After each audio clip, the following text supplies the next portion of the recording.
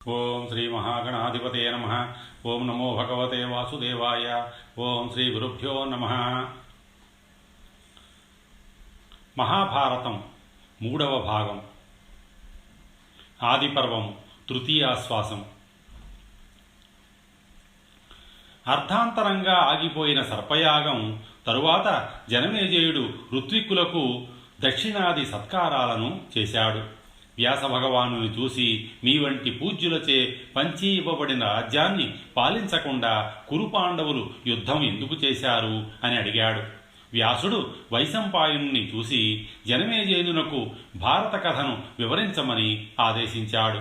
జనమేజయుడు వైశంపాయునకు పూజలు చేసి బంధుమిత్ర పురోహిత సహితంగా భారతగాథను వినడానికి అతని ముందు కూర్చున్నాడు. చేదిరాజ్యాన్ని పాలిస్తున్న ఉపరిచర వసువు ఒకనాడు వేటకు వెళ్ళి అక్కడ తపమాచరిస్తున్న ముళ్ళను చూసి ముచ్చటపడి తాను కూడా తపస్సు చేయడం మొదలుపెట్టాడు.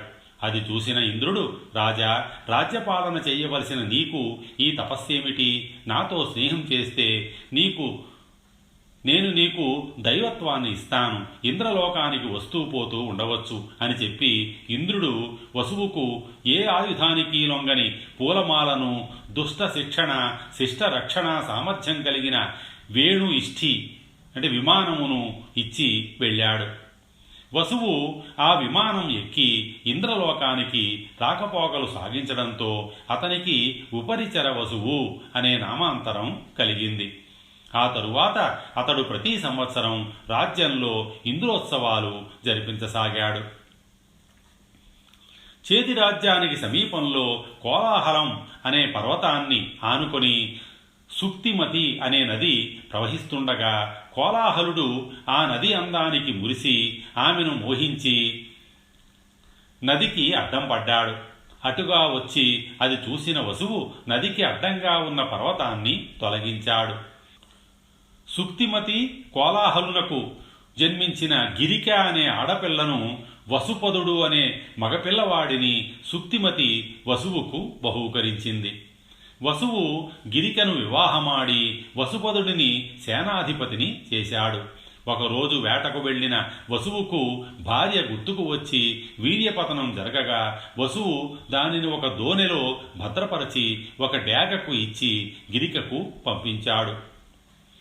మార్గమధ్యంలో మరొక డేగ దానిని తినే పదార్థమని భ్రమించి కలహించడంతో ఆ దొప్పలోని వీర్యం నేరుగా బ్రహ్మ శాపవశాన చేపగా మారి యమునా నదిలో తిరుగుతున్న అద్రిక అనే అప్సరస నోట్లో నేరుగా పడింది. అద్రిక గర్భం దాల్చింది.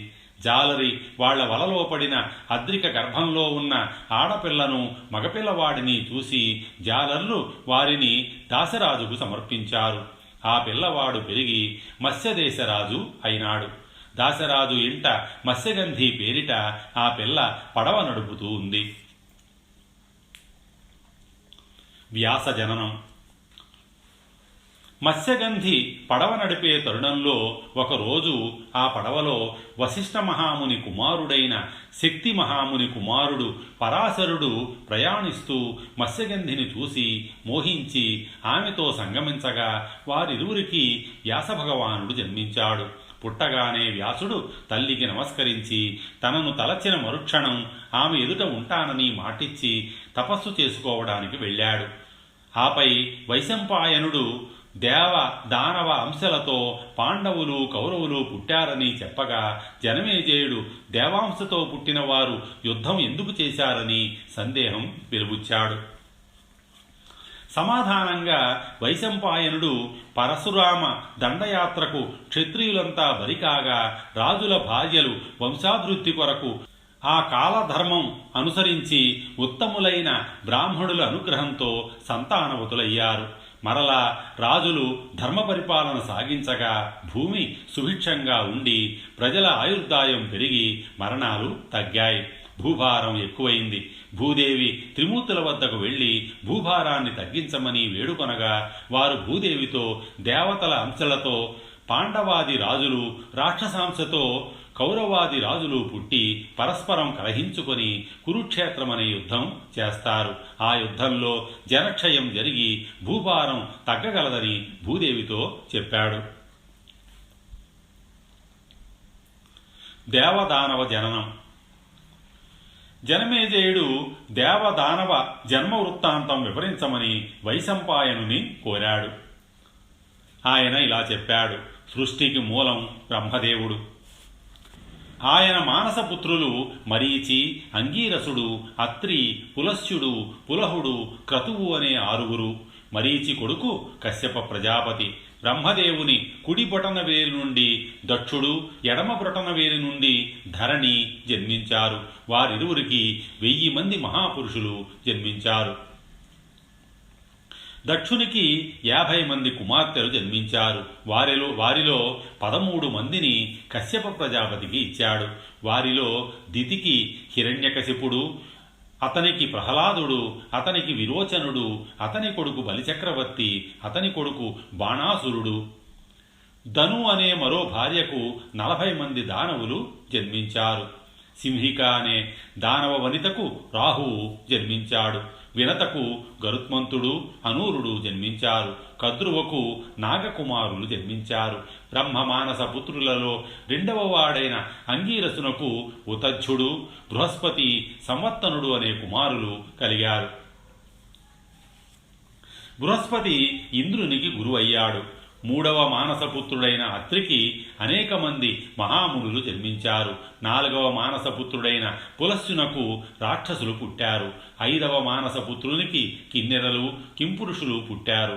క్రతువు అనే మానసపుత్రునికి పక్షిజాతి పుట్టింది. దేవుభుడు అనే వసువు కొడుకు ప్రజాపతి, అతనికి అష్టవసువులు జన్మించారు. వారిలో ప్రభావసునికి విశ్వకర్మ జన్మించాడు. బ్రహ్మ హృదయం నుండి భృగు మహర్షి జన్మించాడు. భృగు కుమారుడు కవి, అతని కుమారుడు శుక్రుడు. శుక్రుడు రాక్షస గురువు అయ్యాడు. భృగువు కుమారుడు చవనుడు, అతని కుమారుడు ఔర్యుడు. ఔర్యుని కుమారుడు జమదగ్ని, జమదగ్ని కుమారుడు పరశురాముడు.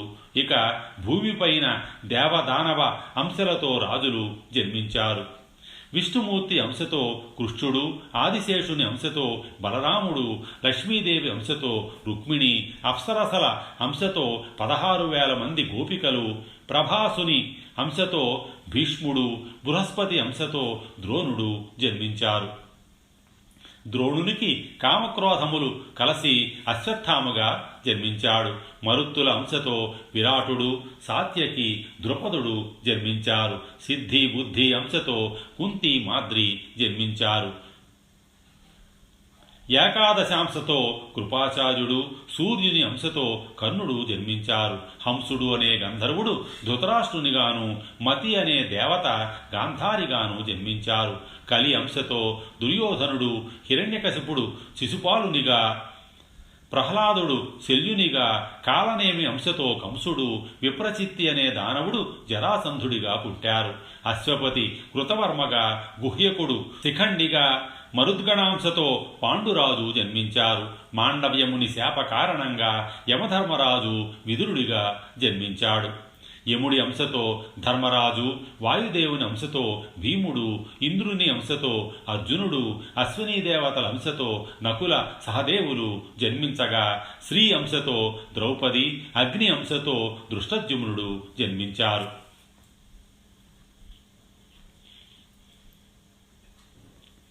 భారత చక్రవర్తులు. ఊర్వశి పురూరవులు. అదితి కశ్యపుల పుత్రుడైన వివస్వతుని కుమారుడైన వైవస్వత మనువుకు చతుర్వర్ణాలు కలిగిన బ్రాహ్మణ, క్షత్రియ, వైశ్య, శూద్రులు కలిగారు. చంద్రుడి కొడుకు బుధుడు, బుధుని కుమారుడు పురూరవుడు. అతడు ధనాశాపరుడై బ్రాహ్మణ ధనాన్ని అపహరించగా అది బ్రహ్మదేవునకు తెలిసి విషయం తెలుసుకొని రమ్మని సనత్కుమారాది మునులను పురూరవుని వద్దకు పంపాడు. పురూరవునిచే పరిహసించబడిన మునులు కోపించి పురూరవుని వెర్రివాడివి కమ్మని శపించారు.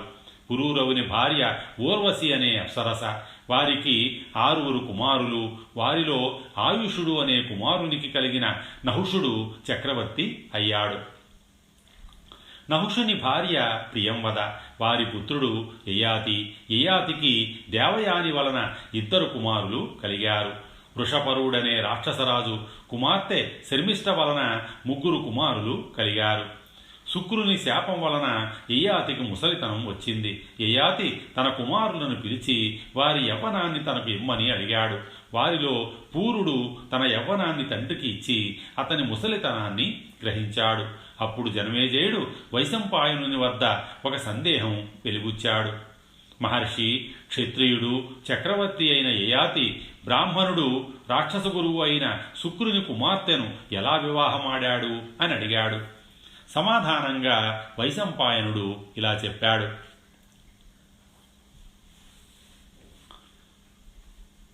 వృషపర్వుడు అనే రాక్షసరాజుకు శుక్రాచార్యుడు గురువుగా ఉన్నాడు. శుక్రాచార్యుని కుమార్తె దేవయాని. శుక్రాచార్యునికి మృత సంజీవిని విద్య తెలుసు. ఆ విద్యతో దేవాసుర యుద్ధంలో మరణించిన రాక్షసులను బ్రతికిస్తూ వచ్చాడు.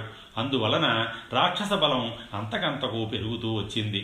దేవతలు దేవగురువు కుమారుడైన కచుని వద్దకు వెళ్ళి అతనితో శుక్రుని వద్దకు వెళ్ళి అతని కుమార్తె దేవయాని అభిమానం సంపాదించి ఆమె ద్వారా మృత సంజీవని విద్య తెలుసుకురమ్మని, లేని ఎడల రాక్షసులను జయించుట కష్టమని అడిగారు. శుక్రునికి దేవయాని మీద అత్యంత ప్రేమ కనుక ఇది సాధ్యం కాగలదని చెప్పారు. కచుడు సమ్మతించి శుక్రుని వద్దకు వెళ్ళి బృహస్పతి కుమారునిగా తనను తాను పరిచయం చేసుకుని శిష్యుడుగా చేరాడు. క్రమంగా కచుడు దేవయాని శుక్రుల అభిమానం చూరగొన్నాడు. అది మిగిలిన రాక్షస శిష్యులకు నచ్చక అతనిని అనేక యాతనలకు గురిచేసి చివరకు అతనిని చంపి బూడిద చేసి శుక్రునికి మద్యంలో కలిపి ఇచ్చారు. దేవయాని ద్వారా అది తెలుసుకున్న శుక్రుడు ఆమె దిగులు పోగొట్టడానికి తన కడుపులోని కచునకు మృత సంజీవిని నేర్పాడు. కచుడు ఆ విద్యతో బయటకు వచ్చి తిరిగి శుక్రుని బ్రతికించాడు. కొంతకాలానికి కచుడు శుక్రుని వద్ద సెలవు తీసుకుని తన లోకానికి పోయే సమయంలో దేవయాని అడ్డు వచ్చి అతనిని పోవద్దని తనను వివాహమాడమని ప్రతిమాలింది. కచుడు గురుపుత్రి సోదరితో సమానం కనుక వివాహం పొసగదని చెప్పాడు. అందుకు కోపించిన దేవయాని తన దయతో సంపాదించిన మృత సంజీవని అతనికి పనిచేయకూడదని శపించింది. కచుడు అది తనకు ఉపయోగించకపోయినా తన వద్ద ఉపదేశం పొందిన వారికి పనిచేస్తుందని చెప్పి తనకు కలిగిన శాపానికి ప్రతిశాపంగా దేవయాన్ని క్షత్రియుడు పెళ్లాడతాడని చెప్పి తన లోకానికి వెళ్ళాడు. ఒకరోజు రాక్షసరాజపుత్రి శర్మిష్ఠ గురుపుత్రి దేవయాని 1000 మంది చెలికెత్తలతో వనవిహారానికి వెళ్ళారు. అక్కడ కొలను తీరంలో వారు దుస్తులు విడిచి స్నానం చేస్తున్న తరుణంలో గాలికి బట్టలన్నీ కలిసిపోయాయి. బయటకు వచ్చిన దేవయాని దుస్తులు శర్మిష్ఠ వేసుకుంది. కానీ దేవయాని తాను బ్రాహ్మణ కన్యనని, ఒకరు విడిచిన దుస్తులు వెయ్యనని చెప్పింది. శర్మిష్ఠ కోపగించి, నా తండ్రి దగ్గర సేవ చేసే బ్రాహ్మణుని పుత్రికకి నా దుస్తులు పనికి రాలేదా అని నిందించి ఆమెను ఒక పాడుబడ్డ బావిలో త్రోసి చెలికెత్తలతో వెళ్ళిపోయింది. ఆ సమయానికి అటుగా వచ్చిన యయాతి మహారాజు ఆమెను రక్షించి ఆమె వృత్తాంతం తెలుసుకొని తన రాజ్యానికి వెళ్ళాడు. ఆ తరువాత దేవయాని అక్కడకు వచ్చిన తన చెలికెత్తెలతో తాను తిరిగి వృషపర్వుని రాజ్యానికి రానని తన తండ్రికి చెప్పమంది.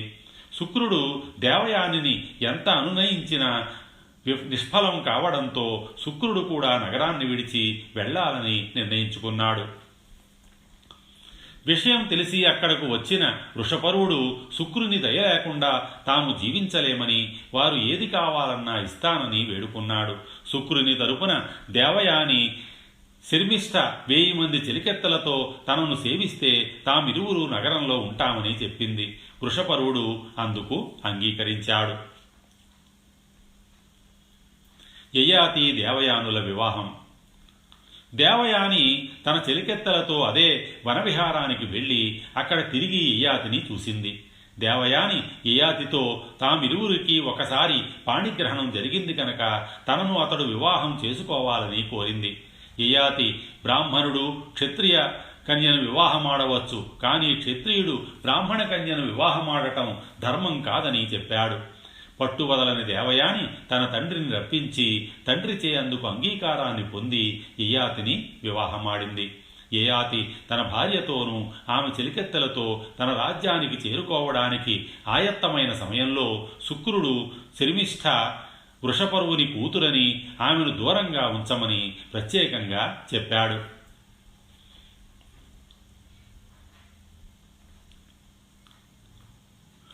దేవయాని యయాతికి యదువు తుర్వసుడు అనే 2 కుమారులు పుట్టారు.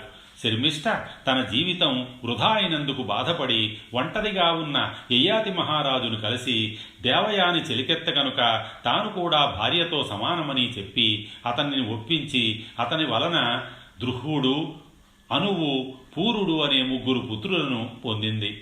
మొదట దేవయానికి ఆ విషయం దాచి ఒక ముని వలన సంతానం కలిగిందని అబద్ధం చెప్పింది.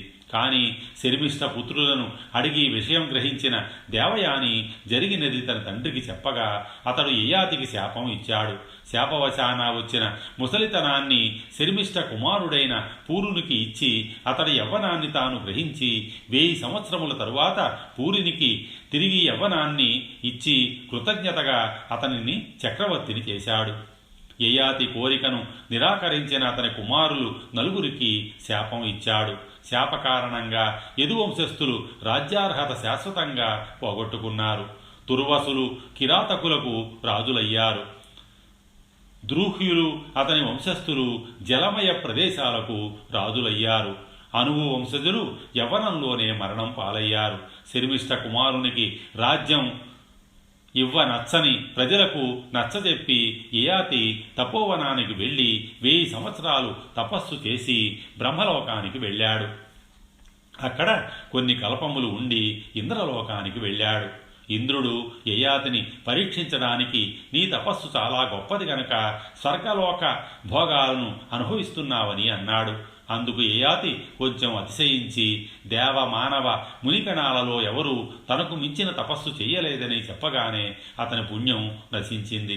ఇంద్రుడు యయాతిని తిరిగి మానవలోకానికి వెళ్ళమనగా యయాతి తాను తిరిగి మానవలోకానికి వెళ్ళలేనని నక్షత్రలోకానికి వెళతానని ఇంద్రుని కోరాడు.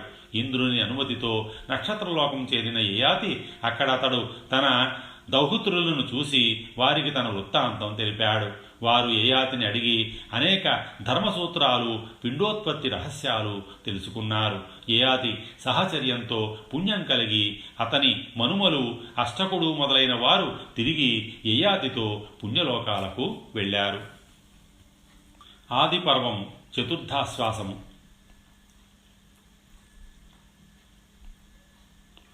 పూరుడు జనరంజకంగా రాజ్యపాలన చేశాడు.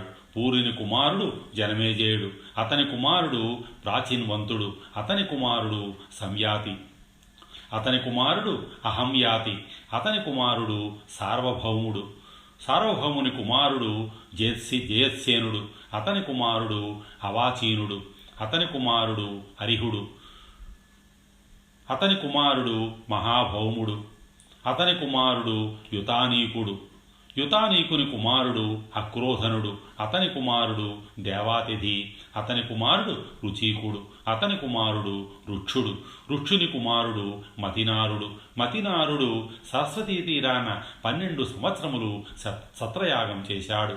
సరస్వతీ నది అతనిని భర్తగా చేసుకుంది. వారికి త్రసుడు అనే కుమారుడు కలిగాడు. అతని కుమారుడు ఇలీనుడు, అతని కుమారుడు దుష్యంతుడు. శకుంతల దుష్యంతుల పరిచయం. దుష్యంతుడు చిన్ననాటి నుండి అడవులలో తిరుగుతూ పులులను, సింహాలను వేటాడి పట్టుకుంటూ ఆడుకునేవాడు. దుష్యంతుని రాజ్యపాలనలో ప్రజలు ధర్మ మార్గం అవలంబిస్తూ ప్రశాంత జీవితం అవలంబిస్తూ జీవిస్తున్నారు. ఒకరోజు దుష్యంతుడు వేటకు వెళ్ళి వేటాడుతూ ఒక తపోవనానికి చేరుకున్నాడు. అది బద్ధశత్రువులైన సింహాలు, ఏనుగులు లాంటి జంతువులు అనేకం కలిసి సహజీవనం చేస్తున్న మహర్షి కణవాశ్రమం. దుష్యంతుడు మిగిలిన వారిని వదిలి మహర్షి దర్శనార్థం ఆశ్రమంలోకి ఒంటరిగా వెళ్ళాడు. అక్కడ అతడు సౌందర్యవతి అయిన కణవ మహర్షి పెంపుడు కూతురు శకుంతలను చూశాడు. ఆమె అందానికి ముగ్ధుడయ్యాడు. శకుంతలను దుష్యంతుని అందం ఆకర్షించింది. పరస్పర పరిచయాలు అయ్యాక ఆమె కణవ మహర్షి కూతురని తెలుసుకున్నాడు. దుష్యంతుడు శకుంతలతో బ్రహ్మచారి అయిన కణవ మహర్షికి కూతురు ఎలా కలిగిందని సందేహం వెలిబుచ్చాడు. మేనకా విశ్వామిత్రుల వృత్తాంతం. శకుంతల జననం. రాజర్షి విశ్వామిత్రుడు ఒకానొకసారి ఘోర తపము ఆచరిస్తున్నాడు. అది తెలిసిన ఇంద్రుడు అతని తపస్సును భగ్నం చేయడానికి మేనకను నియోగించాడు. దేవేంద్రుని ఆనతి మీరలేని మేనక భయపడుతూనే విశ్వామిత్రుని తపస్సు భంగం చేయడానికి ప్రయత్నించింది. ఆమె ప్రయత్నం ఫలించి విశ్వామిత్రుడు ఆమె మీద మనసు పడ్డాడు. ఫలితంగా వారిరువురికి ఒక ఆడ శిశువు జనించగానే మేనక తన పని అయిందని భావించి ఇంద్రలోకానికి వెళ్ళింది. జరిగిన పొరపాటు గ్రహించిన విశ్వామిత్రుడు ఆ శిశువును వదలి తపోభూమికి వెళ్ళాడు. ఆ తరువాత శకుంత పక్షులచే రక్షింపబడుతున్న ఆడశిశువును చూసిన కణ్వుడు ఆమెకు శకుంతల అని నామకరణం చేసి తన కన్నబిడ్డవలే చూసుకున్నాడు. శకుంతల క్షత్రియ కన్య అని తెలుసుకుని దుష్యంతుడు ఆమె మీద మనసుపడి గాంధర్వ రీతిన వివాహం చేసుకున్నాడు. వివాహ సమయంలో శకుంతలకు పుట్టిన బిడ్డను చక్రవర్తిని చేస్తానని వాగ్దానం చేశాడు. రాజలాంఛనాలతో ఆమెను రాజధానికి తీసుకువెడతానని మాటిచ్చి రాజధానికి వెళ్ళాడు. కణవ మహర్షి ఆ విషయం దివ్య దృష్టి ద్వారా గ్రహించి వారి వివాహానికి అనుమతించి శకుంతల పుత్రుడు చక్రవర్తి కాగలడని దీవించాడు. ఆపై శకుంతలకు ఆమె పుత్రుడు మహాబలవంతుడై ఆయురారోగ్య ఐశ్వర్యవంతుడు కాగలడని వరం ప్రసాదించాడు. మహర్షి మాటలను నిజం చేస్తూ శకుంతలకు మహాబలవంతుడైన భరతుడు చక్రవర్తి లక్షణాలతో జన్మించాడు. కణవ మహర్షి శకుంతలను అత్తవారింటికి పంపడం ఉచితమని భావించి శిష్యులను తోడిచ్చి ఆమెను కుమారునితో సహా దుష్యంతుని వద్దకు పంపాడు. దుష్యంతుడు శకుంతలను తెలియనట్టు నటిస్తూ ఆమెను నిరాకరించాడు. శకుంతల దుఃఖిస్తూ పలు విధాల ప్రార్థించిన దుష్యంతుడు ఆమెను స్వీకరించడానికి అంగీకరించలేదు.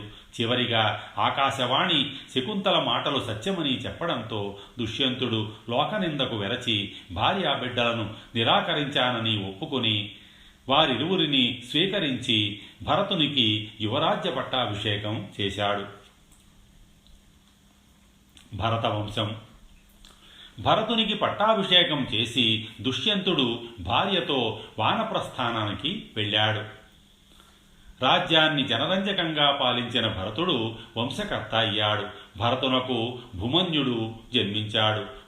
భుమన్యుని కుమారుడు సహోత్రుడు. అతని కుమారుడు హస్తి. అతని పేరు మీద హస్తినాపురం వెలసింది. హస్తి కుమారుడు వికుంఠనుడు. అతని కుమారుడు అజఘీడు. అజఘీడునకు 124 మంది కుమారులు. వారిలో సంవర్ణుడు అనేవాడు సూర్యుని కుమార్తె తపతిని వివాహం చేసుకున్నాడు. వారికి కురు జన్మించాడు. కురు మరొక వంశకర్త అయ్యాడు. అతని పేరు మీద కురువంశం ఆరంభమయ్యింది. కురువంశస్థులు యుద్ధం చేసిన భూమి కురుక్షేత్రం అయ్యింది. కురు కుమారుడు విధూరుడు. అతని కుమారుడు అనస్వుడు. అతని కుమారుడు పరీక్షిత్తు. అతని కుమారుడు భీమసేనుడు. భీమసేనుని కుమారుడు ప్రదీపుడు. అతని కుమారుడు ప్రతీపుడు. అతని కుమారుడు శంతనుడు. శంతనునికి గంగాదేవికి దేవవ్రతుడు పుట్టాడు. అతడు తండ్రి కోసం భీషణ ప్రతిజ్ఞ చేసి భీష్ముడుగా పిలువబడ్డాడు. శంతనుడు తనను గంగాదేవి విడిచి వెళ్ళిన చాలా కాలం తర్వాత మత్స్యగంధి అనే కారణ నామధేయం ఉండి యోజనగంధిగా మారిన దాశరాజు పెంపుడు కూతురైన సత్యవతిని వివాహం చేసుకున్నాడు. వారికి చిత్రాంగదుడు, విచిత్రబీజుడు అనే 2 కుమారులు పుట్టారు. జనమేజయుడు శంతన మహారాజు, గంగాదేవి, వారి కుమారుడైన భీష్ముల గురించి వివరంగా చెప్పమని వైశంపాయనుని అడిగాడు. స్వస్తి. శ్రీ ఉమామహేశ్వర పరబ్రహ్మ అర్పణమస్తు.